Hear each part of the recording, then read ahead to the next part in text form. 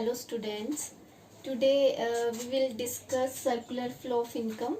This is from National Income Unit of Macroeconomics. Earlier from circular flow of income, you have already read about some basic terms. Now this is again a topic of 3 or 4 marks question. We can write it in 3 or 4 marks. Otherwise for 1 mark also there will be a question like definition or some money flow and real flow etc. अभी circular flow of income करने से पहले आपको एक चीज़ मैं और बताना चाहती हूँ. पहले तो हम इस टर्म पे ही चलते हैं. सर्कुलर. सर्कुलर मीन्स जो चीज़ सर्कल में मूव कर रही है. फ्लो मतलब जो मूव कर रही है, बह रही है. किसकी बात हो रही है? इनकम की बात हो रही है. तो हम यहाँ पे जो डिस्कस करेंगे, हम यहाँ जो मेन चीज़ आपको ध्यान रखनी है, पहली ध्यान रखनी है, दिस इज 2 सेक्टर मॉडल.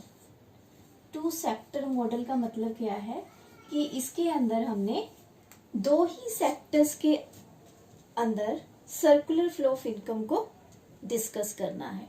कि एक इकोनॉमी है जहाँ पे सिर्फ 2 ही सेक्टर्स हैं और उन 2 सेक्टर्स के अंदर किस तरह से जो मनी है या इनकम जो है इकोनॉमी की वो सर्कुलेट होती है. तो ये जो प्रोसेस है, यहाँ पे मैंने एक आपको टर्म बताई है इकोनॉमी, जो आप ऑलरेडी 11th में कर चुके हैं. Economy means this is a system in which person or individuals are engaged in some economic activities. Economic activities means through which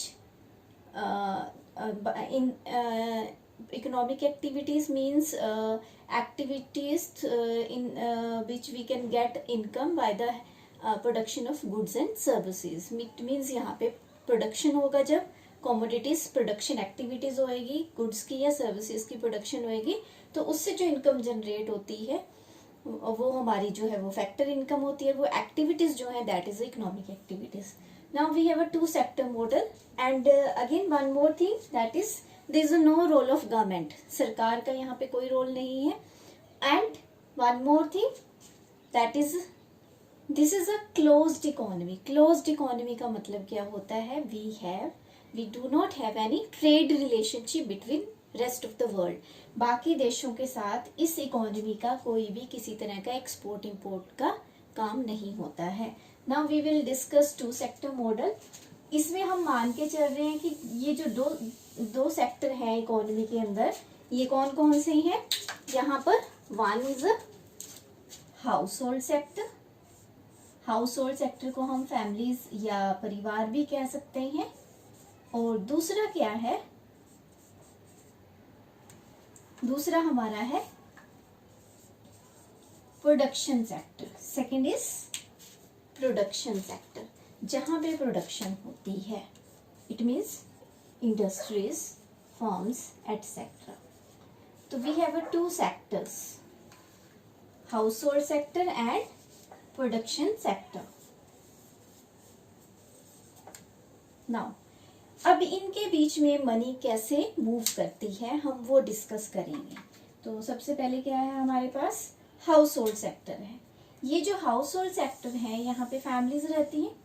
families जो है उनके पास फैक्टर्स ऑफ प्रोडक्शन होते हैं, उनके पास लैंड भी होती है, लेबर भी होते हैं, वो एंटरप्रेन्योर का काम भी करते हैं, वो उनके पास कैपिटल भी होती है. और जो प्रोडक्शन यूनिट हमारी है, इनको ये चारों चीजें चाहिए प्रोडक्शन करने के लिए. It means they required 4 factors of production. और वो कहाँ से मिलेंगे इनको? हाउस होल्ड सेक्टर से. तो हाउस होल्ड सेक्टर क्या कर रहा है? House hold sector production units को सप्लाई करता है फैक्टर्स ऑफ प्रोडक्शन. तो जो फैक्टर्स ऑफ प्रोडक्शन है वो कहाँ जा रहे हैं? वो फैमिली से प्रोडक्शन सेक्टर में जा रहे हैं. कौन कौन से फॉर्म्स हैं? Land, labour, capital, entrepreneur. अब ये यहाँ गए तो प्रोडक्शन यूनिट इनको यूज करेगा, और इनको जब वो यूज करेगा तो उससे क्या होगा? उससे प्रोडक्शन होएगी. तो यहाँ पर क्या हो रहा है? इन्होंने इसको यूज किया तो इससे क्या हुआ? प्रोडक्शन हुई गुड्स और सर्विसेज की. अब ये जो प्रोडक्शन हुई ये क्या करेंगे? इसको सेल करेंगे मार्केट में. खरीदेगा कौन? पब्लिक. वो कौन है? वो हाउस होल्ड सेक्टर वाले, फैमिलीज वाले. तो यहाँ जो प्रोडक्शन हुई उसको इन्होंने खरीद लिया, ठीक है। Purchase of goods and services. अब ये जो फ्लो है, यहां से फैक्टर्स ऑफ प्रोडक्शन गए, उसके उनको यूज किया इन्होंने और प्रोडक्शन हुई, उस प्रोडक्शन को इस सेक्टर ने खरीद लिया। हम मान के चल रहे हैं कोई सेविंग नहीं हो रही, जितना पैसा है वो सारा खरीद पे खर्च हो रहा है, कुछ भी नहीं बचेगा। तो इन्होंने जब ये चीजें खरीद ली वो इनके पास आ गई, तो ये एक फ्लो चल पड़ा। यहाँ से फैक्टर सर्विसेज दी गई और यहाँ से गुड्स और सर्विसेज यहाँ पे आ गई। This is the circle of real flow. इसको हम क्या बोलते हैं? Real flow of income.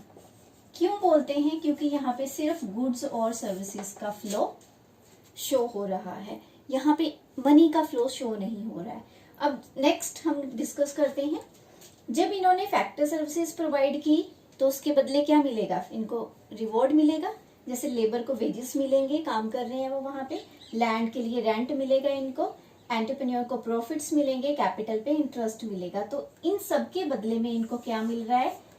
Production sector house hold sector को फैक्टर पेमेंट्स कर रहा है in the form of wages, rent, interest etcetera. तो ये सारा मनी फॉर्म में इनके पास आ रहा है और यही पैसा ये क्या कर रहे हैं? प्रोडक्शन यूनिट को दे रहे हैं जब उनका सामान खरीद रहे हैं। That is a consumption expenditure in the form of consumption expenditure. तो यहाँ पर जितना पैसा इनको फैक्टर सर्विसेज के लिए मिला वो सारा पैसा, for example 100 crore in families को मिला, 100 का 100 करोड़ इन्होंने दोबारा से कंज्यूम कर लिया इन चीजों को खरीदने में। इट मीन्स वो दोबारा मनी यहाँ पहुंच गई। तो again there is a circular flow of income. This is only in money form.